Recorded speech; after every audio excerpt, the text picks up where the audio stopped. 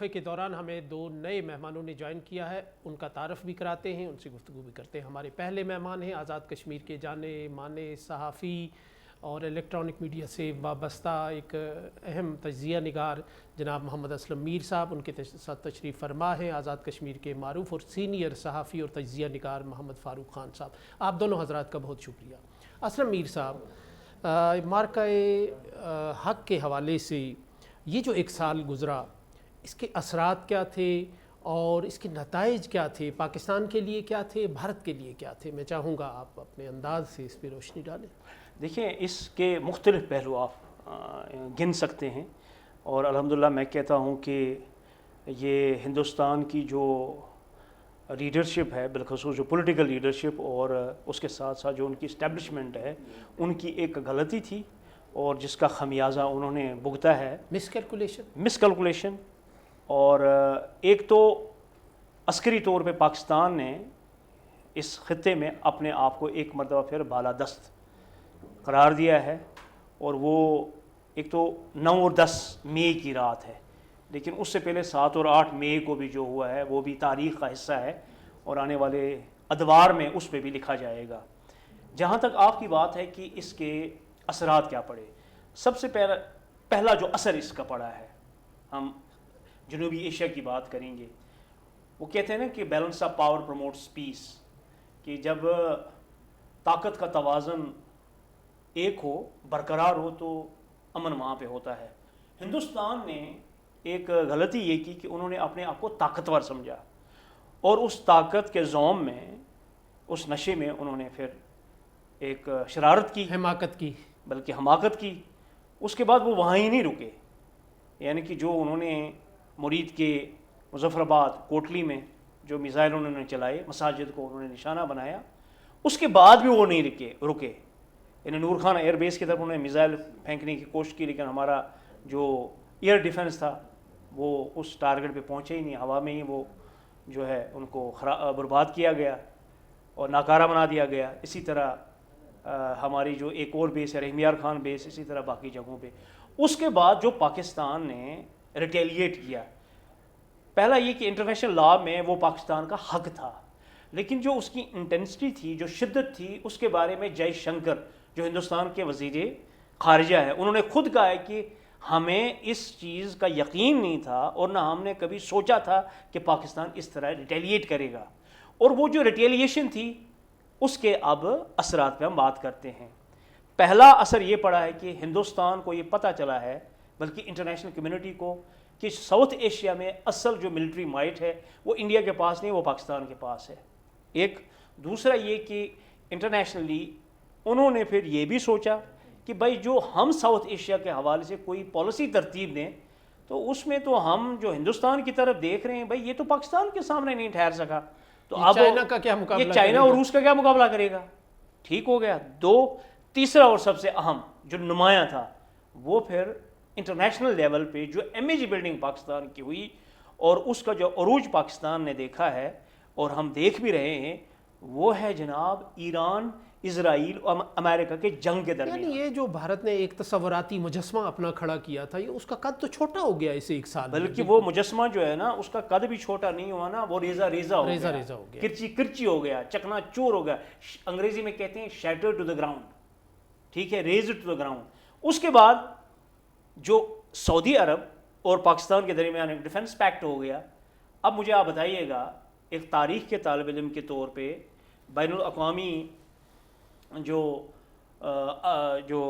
International relations, یعنی کہ international relation, بین الاقوامی تعلقات عامہ کے طالب علم کے طور پہ، پاکستان نے جس وقت سعودی عرب کے ساتھ پیکٹ کیا، اسی وقت ہندوستان کو اور انٹرنیشنل کمیونٹی کو یہ سمجھنا چاہیے کہ پاکستان اب نہ صرف ایک محفوظ ملک ہے، بلکہ وہ دوسرے ممالک کی سیکیورٹی اور ان کے اقتدار اعلیٰ کے تحفظ اور ضامن کے طور پہ سامنے آ رہا ہے۔ یہ بات ہے۔ اس سے کیا ہوا؟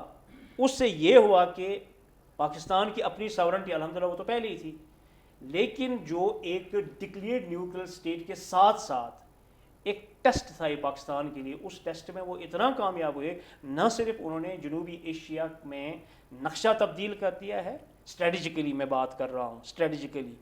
اور اس کے ساتھ ساتھ انہوں نے مڈل ایسٹ میں وہ رول نبھایا ہے جس رول کو اب امریکہ آگے بڑھاتے ہوئے ایز اے میڈیٹر ان کو ایران اور امریکہ اور اسرائیل کے درمیان جو لڑائی ہے، اسرائیل کو چھوڑ دیں، اسرائیل تو کہیں ڈسکس ہی نہیں ہو رہا ہے نا.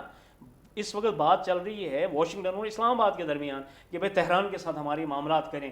تو یہ وہ اثرات ہیں جو ملکی سطح کے ساتھ ساتھ عالمی سطح پہ بھی سامنے آ گئے. اب جو اس میں نمایاں پہلو ہے، ہمیں اس معرکہ حق سے پہلے کہا کرتے تھے کہ پاکستان ڈیفالٹ ہونے کے قریب ہے، پہنچ چکا ہے، سری لنکا بننے والا ہے. لیکن دنیا نے یہ دیکھ لیا ہے کہ سعودی یو اے ای، دبئی جیسی ایک مضبوط معیشت جو ہے ڈھیر ہو چکی ہے. کیوں؟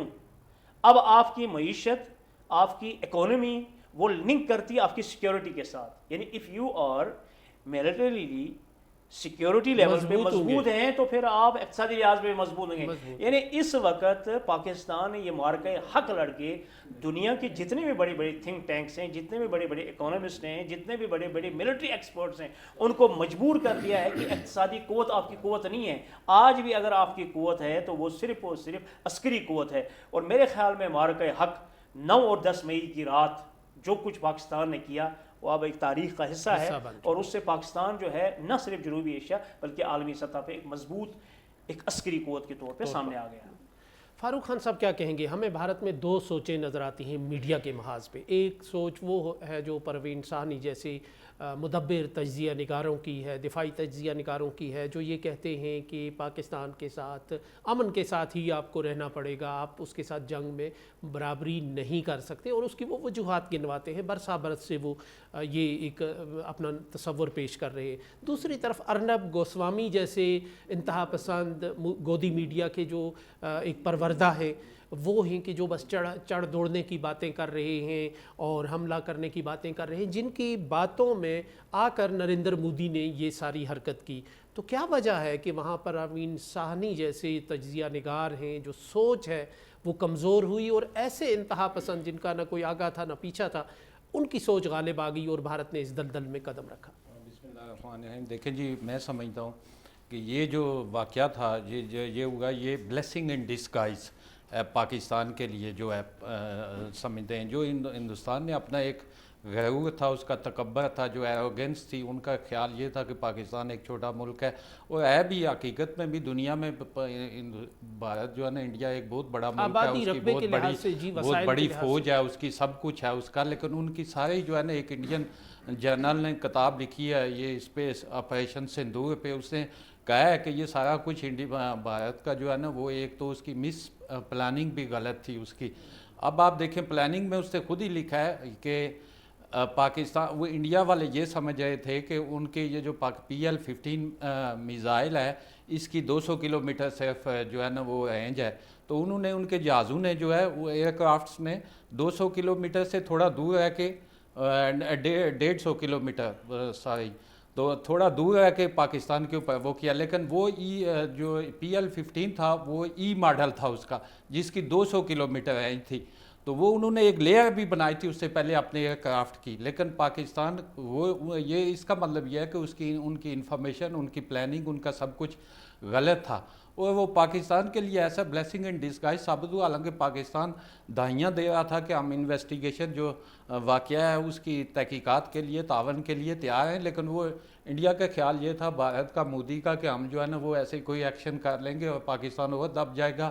ان حالات میں جب کہ پاکستان کو عموماً اس سے پہلے جو ہے نا اعلان کیا جاتا تھا افغانستان. یہ تاثر کی بھی بات ہے کہ کیسے افغانستان کے ساتھ کہ یہ دہشت گردی کے وہ اس پہ مطلب لیبل لگتے تھے، اور یہ پراکسیز کے جوڑتے تھے دہشت گردی سے. اس سے اب وہ انڈیا خود جڑ گیا ہے اس کے نتیجے میں. یہ اس لیے blessing and disguise for Pakistan ہے کہ اب آپ دیکھیں کہ پاکستان کو اس کے ساتھ جوڑتے تھے FATF کی جو ہے نا وہ گرے لسٹ اور فلانی لسٹ، اور یہ وہ پاکستان کے لیے وہ چیزیں تھیں.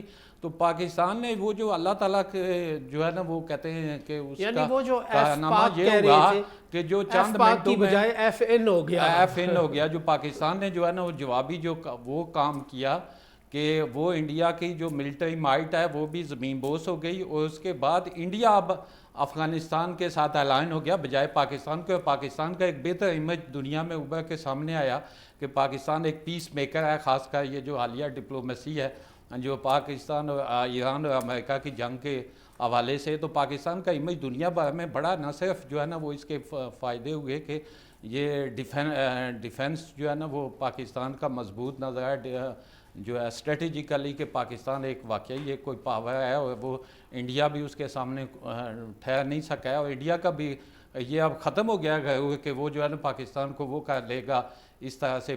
ان کی جو گودی میڈیا ان کے دعوے تو اپنی جگہ تھے، وہ تو لاہور میں بندرگاہ پہ قبضہ کر رہے تھے. ابھی آپ دیکھیں کہ ان کے جو ہے نا جتنے بھی جو سنجیدہ لوگ ہیں وہ تو سب مانتے ہیں کہ پاکستان کی فتح ہوئی ہے. اگر ان کی ہوئی ہوتی تو آج وہ آپریشن سندھوئے کی وہ جشن منا رہے ہوتے پہلی سالگرہ پہ. وہ کوئی نہیں منا رہے ہیں، آپ نے دیکھا میڈیا میں کوئی ان کا ہے کہ کوئی منا رہے ہیں، پاکستان ہی منا رہا ہے.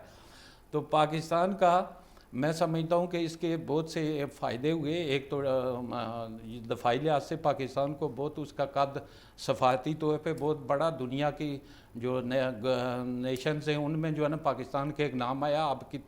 اب آپ دیکھیں کہ آپ ایران جو پہلے انڈیا کے ساتھ زیادہ کلوز تھا، وہ اب پاکستان کی ڈپلومیسی کو، وہ بھی جو ثالثی کو، وہ بھی یہ سمجھتا ہے کہ غیر جانبدارانہ گلوبل اسٹیبلٹی کے لیے پاکستان کا ایک کردار استعمال کر رہا ہے. اب دنیا کی بڑی پارز بھی وہ جو ہے نا اس کو چائنا ہے، دوسرا ہے باقی جو مڈل ایسٹین کنٹریز ہیں وہ پاکستان کو وہ سپورٹ کر رہے ہیں. اور اس میں جو ہے نا پاکستان کے آئندہ کافی جو ہے نا وہ ترقی کے بھی مواقع ہیں کہ جیسے ہماری ڈیفنس پروڈکشن ہے وہ اس کی جو ہے نا وہ ایکسپورٹ بڑھنے کے امکانات ہیں کہ جو ہماری چیزیں ہیں ان کی ریلائبلٹی ثابت ہوئی ہے. مطلب اس سے کہ یہ ان کے پاس جو ڈیفنس ٹیکنالوجی ہے ریلائبل ہے. پہلے تو یہ اس کو کوئی تھرڈ کلاس ہی سمجھتے تھے کہ کوئی سستی متبادل کے طور پہ، جیسے اب وہ ملٹری مائٹ تھا ایک رافیل سمجھ لیں، اس کو جب پاکستان میں وہ سمجھتے تھے کہ اس کو تو ہیٹ ہی نہیں ہوتا ہے. اب دنیا میں یہی سمجھا جاتا تھا کہ رافیل ایک بہت بڑا ایک ایسا ہتھیار ہے کہ جی وہ ریڈار پہ بھی نہیں آتا ہے، پتہ نہیں کیا کیا. اور اس کو جب گرا دیا پاکستان نے تو اس کا مطلب یہ ہوا کہ یہ جو ٹیکنالوجی تھی چائنا کی چیزوں کو، جیسے ہم سمجھتے تھے کہ جی چائنا کی چیزیں ہیں، وہ ایک متبادل سستا متبادل سمجھا جاتا تھا، لیکن اب جو ہے نا وہ ایک اس کی ویلیو بڑی ہے. تو میں سمجھتا ہوں کہ یہ جو ہے نا یہ اس وجہ سے تو ہمیں اب وہ اسی طریقے سے انڈیا کی طرح نہیں ہونا چاہیے جیسے ان کا ایک گروہ تھا. اسلم میر صاحب، وہ شاعر نے کہا ہے الٹی ہو گئی سب تدبیریں، کچھ نہ دوا نے کام کیا. جیسے فاروق صاحب نے رافیل کی بات کی، ایک سرد آہ بھر کے وہ جو بھارت کے وزیر دفاع ہیں انہوں نے کہا تھا کہ بالا کوٹ ایپیسوڈ میں کہ ہمارے پاس رافیل نہیں تھا. پھر رافیل آیا، انہوں نے اس کی آرتی اتاری، لیمو پانی سے اس کو دھویا اور ساری جو ہندوانہ رسومات ہیں وہ پوری کی، لیکن آخر پہ وہ بھی ان کے کام نہیں آیا. دیکھیے عارف بہار صاحب، پہلی بات ہے ٹیکنالوجی کا ایک اثر ہوتا ہے، ٹیکنالوجی کی اہمیت بھی ہے، لیکن ٹیکنالوجی کے ساتھ ساتھ جو ہے نا آپ کا جو ہیومن ریسورس ہوتا ہے، اس کی ول پاور، اس کی کمٹمنٹ اور اس کی ٹریننگ وہ بھی میٹر کرتی ہے. پاکستان نے GF-10 اب ویری سون میرے خیال میں جو لیٹسٹ وہ جو جہاز مل رہا ہے GF-35 میرے خیال میں جو لیٹسٹ جہاز ہے، کیوں چائنا پاکستان کو یہ دے رہا ہے؟ چونکہ پوری دنیا کو پتہ ہے کہ پاکستان کے جو پائلٹس ہیں، پاکستان ایئر فورس جو ہے، ان کی ٹریننگ جو ہے وہ بہت ہی اعلیٰ قسم کی ٹریننگ ہے as compare to western countries, as compare to India. اب جہاز تو آپ اڑائیں گے، جہاز اڑانے کے ساتھ ساتھ پھر مشن کو کمپلیٹ کرنے کے بعد واپس آنا یہ بھی ایک بڑی کامیابی ہے. مثلاً جب 10 مئی کو یہاں سے ہمارے جہاز چلے گئے، ٹھیک ہے، اسلام آباد سے وہ اڑے سیدھا پٹھان کوٹ، آدم پور، اور پھر ان کا جو ہے پنجاب کے ایریا میں ہے S-400 جو ان کا سب سے بڑا ایک ایسٹ تھا، اس کے اڑا کے ہمارے پائلٹ واپس آ گئے. اب ذرا تصور کیجئے گا کہ جس وقت ایک پائلٹ اس طرح کے مشن پہ جاتا ہے اور اسے پتہ ہوتا ہے کہ شاید میں واپس بھی نہیں آ سکتا ہوں، وہ جو اس وقت آخری جو ان کی خواہش ہوتی ہے, جو وش ہوتی ہے, دوسرے الفاظ میں آپ یہ کہہ سکتے ہیں کہ وہ شہادت کا ایک پروانہ ہوتا ہے جس پہ وہ دستخط کر رہے ہوتے ہیں, وصیت ہوتی ہے, وصیت ہوتی ہے. وہ وصیت جو ہوتی ہے نا وہ ایمان سے بری ہوتی ہوئی ہے. اور جب ایک پائلٹ مرنے کے لیے جا رہا ہو, شہید ہونے کے لیے جا رہا ہو, تو مجھے بتائیے گا کہ اس کا رافیل کیا مقابلہ کر سکتا ہے, اس کا دنیا کا اور جدید ترین کوئی بھی لڑاکا طیارہ کیا مقابلہ کر سکتا ہے. ایک تو یہ ہوا کہ ان رافیل کے مقابلے میں جو پاکستان کے جہاز ہیں ان کی اپنی اہمیت, لیکن پاکستان کے پائلٹس کی ٹریننگ جو ہے نا, یہ چیز تو اس کا مطلب ہے آؤٹ آف سلیبس آ گئی تھی. یہ ادھر ہی میں آ رہا ہوں نا, یہ ہندوستان نے نہیں سمجھی تھی یہ چیز, یہ آؤٹ آف سلیبس ہے. یہ آؤٹ آف سلیبس کیا ہے, اس نے پاکستان کی پی ایف اور پاکستان کی ملٹری ٹریننگ کو دنیا میں اب ایک نیا موضوع بنایا ہے. اس پہ اب نئی ریسرچ ہوگی. اگر آپ کو یاد ہوگا اس معرکہ حق کے بعد پاکستان ایئر فورس کے جو مختلف پاکستان ایئر فورس کا جو ٹریننگ جو کالج ہے رسالپور میں, آپ ذرا دیکھ لیجئے گا کہ اس پچھلے ایک سال کے دوران مور دین 35 جو ہیں مختلف ممالک کے جو ایئر فورس کے سربراہ ہیں انہوں نے وزٹ کیا ہے. یہ تو میں ان کی بات کر رہا ہوں جو مختلف ممالک کی ایئر فورس کے جو ہیں ایئر چیفز تھے. اس سے ہٹ کے جو اس سے نیچے رینک کے افسران ہیں, جو نیچے ایئر فورس کے ڈیلیگیشن ہیں, میرے خیال میں وہ سینکڑوں میں ہیں. ایک بات. دوسری بات, اب پاکستان کی ان پائلٹس کی ٹریننگ کے لیے افریقہ سے لے کر مڈل ایسٹ اور ایون کی چند یورپی ممالک بھی کہہ رہے ہیں کہ بھائی پاکستان کے جو پائلٹس ہیں, ان کے جو انسٹرکٹرز ہیں ان کو لائیں, ہائر کریں, وہ ہمارے پائلٹس کو ٹرین کریں. سعودی عرب کے ساتھ تو ڈیفنس ایک پیکٹ ہوا ہے, ڈیل ہوئی ہے, اس کا حصہ یہ ہے کہ سعودی عرب کے پائلٹس کو پاکستانی پائلٹس ٹرین بھی کریں گے. اب یہ یہاں پہ رافیل کی بات نہیں ہے. اگر آپ کو یاد ہوگا جو عرب اسرائیل جنگ ہوئی تھی, یہ تاریخ کا حصہ ہے. اس وقت پاکستان کے پائلٹس نے جو ہے اپنا ایک رول نبھایا ہے. لیکن اس وقت جو رافیل اور ہندوستان کی ایئر فورس, ایک بہت بڑی ایئر فورس ہے ہندوستان کی, ٹھیک ہے, اور اس ایئر فورس کو جس طرح زچ کر کے رکھ دیا ہے پاکستان کی ایئر فورس نے, ان کے جو جہاز ہیں, ان کی جو ٹیکنالوجی ہے, ان کے جو رڈار سسٹم ہے, یعنی کہ اوور آل آپ کہہ سکتے ہیں کہ پورا جو ملٹری اسٹیبلشمنٹ کا گرڈ ہے, پرٹیکولرلی جو ایئر فورس کا رڈارز ہیں وہ سب بیٹھ گئے. تو اس میں جہازوں کے ساتھ ساتھ پاکستان کے اس اہم قومی ادارے ایئر فورس کے ان انسٹرکٹرز, اس ٹریننگ, اس سلیبس, اس نصاب, اس کمٹمنٹ, اور سب سے بڑھ کے بات ایمان کی جو حرارت تھی, اس نے پاکستان کو آج اس محاذ پہ پہنچایا ہے. اس کے ساتھ ساتھ پاکستان ایئر فورس کیوں اس پہ بالا رہی ہے. دیکھیے جب آپ گراؤنڈ ٹروپس کی بات کر رہے ہیں نا, ان کو آرڈر آتا ہے وہ اٹھ کے چلے جاتے ہیں. لیکن جس وقت آپ ایئر فورس کی بات کریں گے, ایئر فورس کی اپنی ایک ایس او پی ہے.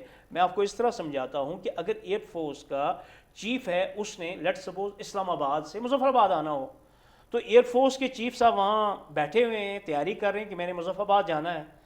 لیکن سب سے پہلے اس نے کنسنٹ لینی پڑتی ہے پائلٹ سے, جو اس جہاز کا پائلٹ ہوگا. جی بتائیے گا, اگر پائلٹ ان کو کہے گا سر ویدر ہمیں الاؤ نہیں کر رہا ہے, ٹھیک ہے, موسم ہمیں اجازت نہیں, ہم فلائی نہیں کر سکتے, وہاں پہ یہ ہوتا ہے کہ آپ کا جو ایئر چیف ہے اس کو آرڈر نہیں چلے گا ایئر فورس کے پائلٹ پہ. سو اس وقت جو ہم ڈسکس کر رہے ہیں معرکہ حق کی ایک سب سے بڑی کامیابی کی, اس میں پاکستان کے ان پائلٹس کو اور ان کی اس مہارت کو نہ صرف داد دینی پڑے گی, بلکہ دنیا کے جتنے بھی وار کالجز ہیں ان پہ تو وہاں پہ کام شروع ہو چکا ہے, اب وہ اس نصاب کا حصہ بن چکا ہے. وہاں پہ ایک جو آپ کا ایسٹ ہے جہاز, چاہے وہ ہندوستان کا رافیل ہو یا یہاں JF-10 ہو یا JF-35 جو آ رہا ہے, باقی جو جہاز ہیں ان کی اپنی اہمیت ہے. لیکن میں سمجھتا ہوں اس معرکہ حق میں جو پاکستان PAF کے پائلٹس کا بڑا رول ہے, تو اس رول کے سامنے مجھے نہیں لگ رہا ہے کہ جو رافیل اور اس طرح کے باقی جہاز جو ہیں وہ ٹھہر سکیں گے. فاروق خان صاحب, اس میں ہمیں اس جو جنگ ہے, یہ جو مارکہ ہے, اس میں ہمیں ایک نیا وارفیئر ہمیں نظر آ رہا ہے. ڈرونز کا استعمال زیادہ سے زیادہ ہوا. تو کیا سمجھتے ہیں آپ مستقبل کے جو ایک دفاعی چیلنجز ہیں یا خطرات ہیں یا ایک طرز جنگ ہے, وہ اس انداز سے بدلنے جا رہا ہے کہ اب یہ ڈرونز کا زیادہ تر استعمال ہوگا؟ گو کہ اس میں 5 تو بلاخر ایئر فورس نے ہی پلٹا آخری, لیکن زیادہ استعمال ہمیں پہلی بار نظر آ رہا ہے. تو اس پہ آپ کیا کہیں گے؟ دیکھیں جی, وہ یہ ہے کہ ٹریڈیشنل جو وارفیئر تھا وہ اب کافی سب چینج ہو گیا, بلکہ اب تو دنیا میں سب نے مان لیا. آج آرمی چیف نے بھی اپنے چیف آف ڈیفنس فورسز نے بھی آج اپنے خطاب میں کہا کہ وہ جو روایتی پہلے ٹینک ہوتے تھے، آپ پہلے جو گراؤنڈ فورسز ہوتی تھی، اب آپ امریکہ کو دیکھیں کہ ان کی گراؤنڈ فورسز ہے ہی نہیں، سمجھ لیں نیوی ہے، نیوی سیلز ہیں ان کے جو ہے نا، وہ ان کی ایئر فورس ہے، یا یہ ٹیکنیکل جو جدید وارفیئر ہے، اے آئی ہے، اس کا استعمال آئے گا آپ جنگوں میں جو ہے نا، وہ جو جدید ترین آپ کے جو ہے نا وہ آپ اے آئی سے جو ہے نا وہ جنگیں لڑی جائیں گی، سمجھ لیں مصنوعی ذہانت سے. وہ یہ پاکستان نے بھی یہ ثابت کیا، اور پچھلے سال جو معرکہ عاقو ہے یا اس سے پہلے جو بھارت نے بھی ہمارے سامنے کیا، ہم بھی یہی سوچ رہے تھے، لوگ ہمارے ہاں یہ سوچ رہے تھے کہ جب جنگ ہوگی جی انڈیا نے حملہ کر دیا تو کوئی ٹینک آئیں گے پنجاب میں، ادھر سے لائن آف کنٹرول فائرنگ، تو وہ روایتی وہ چیزیں بھی تو چلتی ہیں. لیکن جو ڈراؤن لوگوں نے دیکھے تو پہلی دفعہ ہوگا کہ یہ جو ہے نا، یہ تو اب وہ جو ہے نا وہ پاک بھارت جو جنگ ہوئی اب تصادم میں پہلی دفعہ لوگوں نے ادھر دیکھے. تو اب اسی طرح یہ ایران نے، اب آپ دیکھیں یہ جو امریکہ کے ساتھ جنگ ہے تو ایران نے بھی ڈراؤن اس کے میزائل سے جو ہے نا وہ اتنا بڑا، حالانکہ ایران کے پاس کوئی ایئر فورس بھی کوئی خاص نہیں ہے، ان کے جو ہے نا کوئی ڈیفنس سسٹم بھی نہیں ہے ان کا کہ جو ان کے حملوں کو روک سکے، لیکن اس کے جو ڈراؤن ہیں وہی جو ہے نا وہ امریکہ کو بھی ایک قسم کا، اسرائیل کو بھی وہ مڈل ایسٹ کی وجہ سے ادھر نقصانات کرتے ہیں، تو ان کو کافی ان کو مطلب ڈیفینسو ہونے پہ مجبور کر دیا کم از کم امریکہ کو. جو ان کے اندازے تھے کہ ایران ڈھیر ہو جائے گا وہ تھوڑے صحیح ثابت نہیں ہوئے. تو یہ میں سمجھتا ہوں کہ یہ جو جدید ٹیکنیکل وارفیئر ہے اب اس کی اہمیت ہے، اس میں جو ہے نا وہ آپ کے جو ہے نا سائبر چیزیں، سائبر جو ہے نا بھی بڑا رول نظر آتا ہے آئے گا جو ہے نا وہ باقی جو ہے نا وہ جو ہے نا وہ آپ سمجھیں کہ جو ہے نا وہ ورچوئل ایک قسم کی وار ہوگی. ورچوئل پہلے کہتے تھے نا میڈیا کا جو ہے نا کہ جی وہ پروپیگنڈا وار، یہ بھی ایک وارفیئر کے طور پہ ہوتا تھا میڈیا کا استعمال. اب ورچوئل بھی ہے کہ آپ جو ہے نا وہ کمپیوٹر پہ بیٹھ کے، آپ پیچھے بیٹھ کے تو آپ ایک ایسی چیز بھیج رہے ہیں وہاں پہ جس کا کوئی جانی انسانی نقصان نہیں ہے، بغیر اس کے جو ہے نا وہ ایک سمجھ لیں کہ ایک ٹیکنیکل چیز انسٹرومنٹ وہاں جائے گا، جی ہاں وہ نقصان کرے گا تو وہاں جائے گا تو آپ کو، یا آپ یہاں بیٹھ کے دوسرے کا آپ سیکیورٹی سسٹم ہی آئے ہیک کر لیں،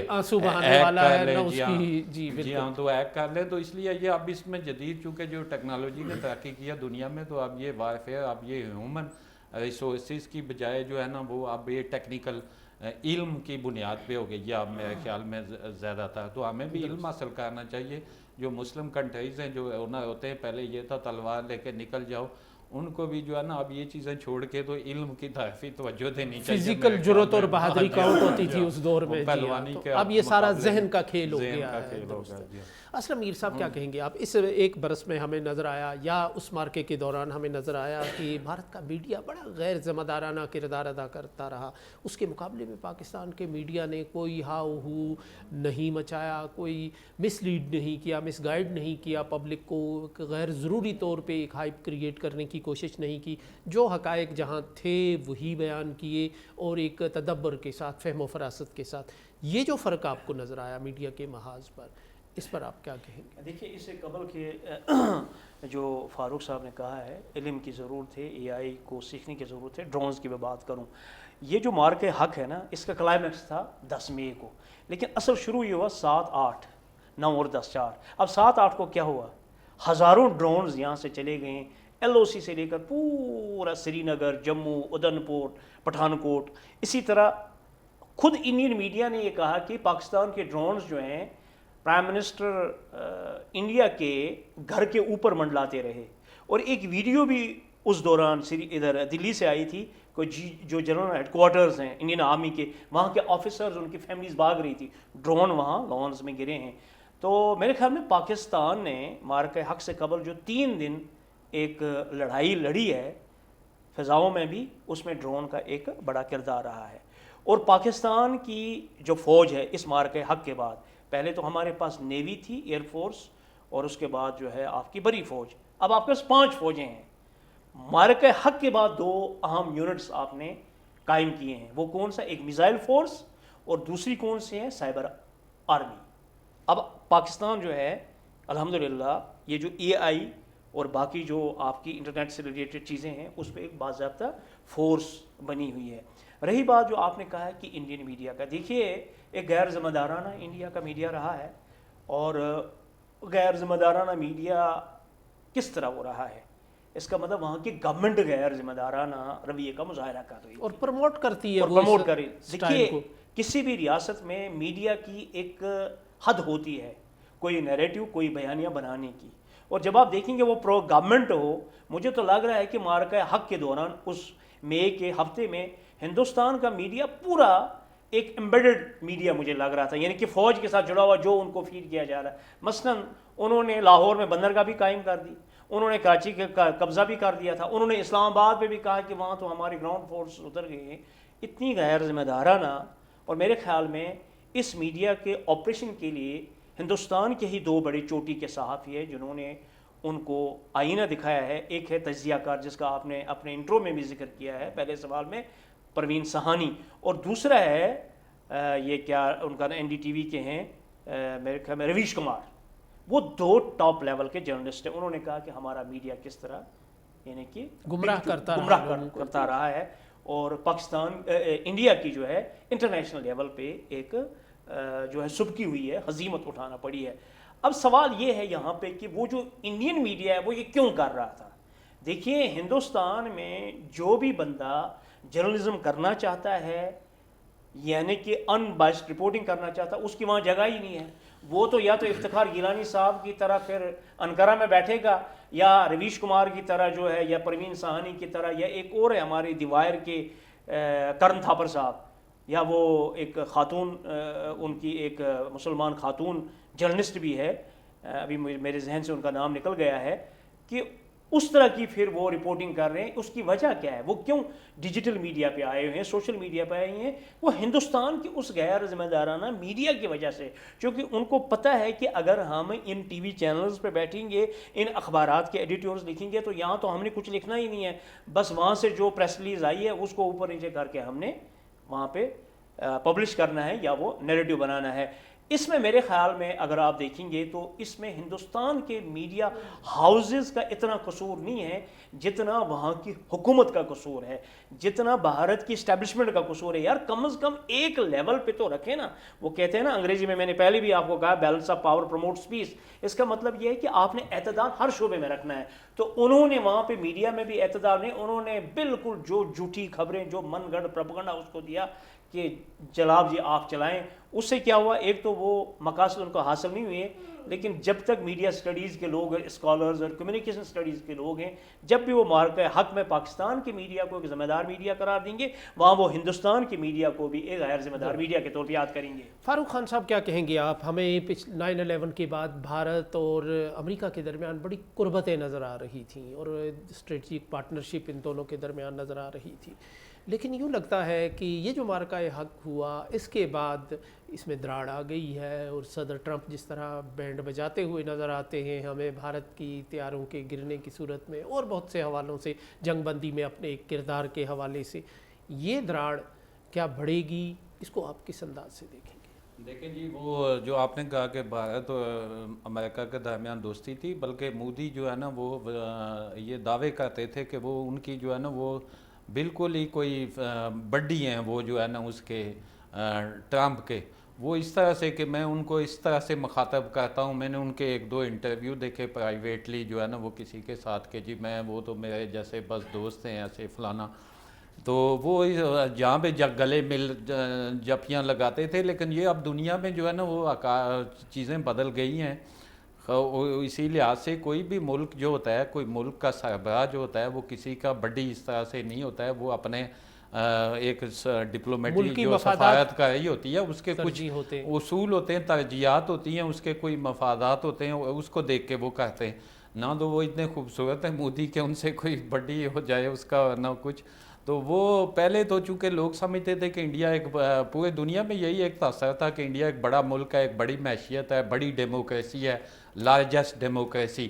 لیکن وہ اس کے جو لگاتار جو یہ نریندر مودی کے جو پالیسیز ہیں اس کے بعد اور پھر جب اس نے یہ پاکستان پہ ایک دفعہ پہلے 1 سال وہ جو کیا جو ہے نا ہمارے یہ ادھر بالاکوٹ وہ جہاز چلے گئے، لیکن دوسری دفعہ اس نے پھر سوچا کہ میں ایسے کر کے پھر دبا دوں گا، جو بے وقوفانہ آپ سمجھ لیں کہ اقدامات کیے، اور اس کو جو جواب ملا پاکستان سے، جو اس کی بات جو تاثر ابھرا دنیا میں کہ یار یہ تو پھر ان کا جو میڈیا جھوٹا، آج کل جھوٹ تو پکڑا جاتا ہے نا، وہ تو زیادہ دیر نہیں چلتا ہے. دیکھیں وہ پرانے زمانے گئے جب ریڈیو پہ خبر ہوتی تھی پروپیگنڈا چلتا تھا، اب پروپیگنڈا نہیں چلے گا، کیونکہ اب آپ کو پتہ ہے فیکٹ چیک ہے، آپ کو جو ہے نا وہ ایسے جدید ٹول آ گئے میڈیا میں بھی. اب یہ جو الیکٹرانک اور ڈیجیٹل میڈیا ہے اس میں تو فوراً فیکٹ چیک ہو جاتا ہے کہ جی کیا چیز صحیح ہے کیا غلط ہے. تو وہ سارا اس کا جو اس نے ایک اپنا جو ہے نا امیج بنایا ہوا تھا، مطلب سو کالڈ جو جھوٹا امیج، وہ امیج ایکسپوز ہو گیا ہے. تو وہ ایکسپوز ہونے کی وجہ سے اب مودی صاحب کو کوئی پوچھتا بھی نہیں ہے. اب شہباز شریف صاحب کو پریزیڈنٹ ٹرمپ جو ہے نا وہ کتنی بار ہر دفعہ جب بھی وہ کوئی بات چیت کرتا ہے کسی صحافیوں سے تو انہی کی تعریف کرتا ہے، اور وہ جو فیلڈ مارشل کی تعریف کرتا ہے.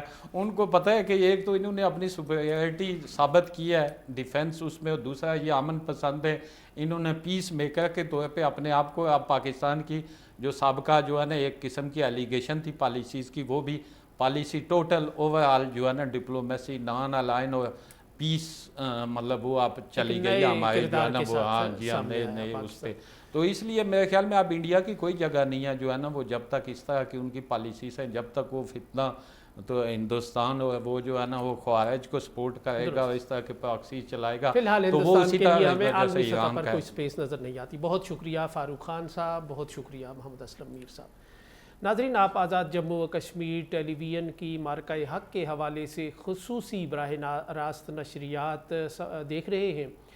یہ نشریات آزاد جموں و کشمیر ٹیلی ویژن کے فیس بک پیج اور یوٹیوب چینل پر بھی ساتھ ساتھ لوڈ کی جا رہی ہیں، اپلوڈ ہو رہی ہیں، اور آپ انہیں سے وہاں سے بھی استفادہ کر سکتے ہیں. اس کے ساتھ ہی ہم ایک بریک لیں گے، بریک کے بعد نئے مہمانوں کے ساتھ حاضر ہوں گے. ہمارے ساتھ رہیے.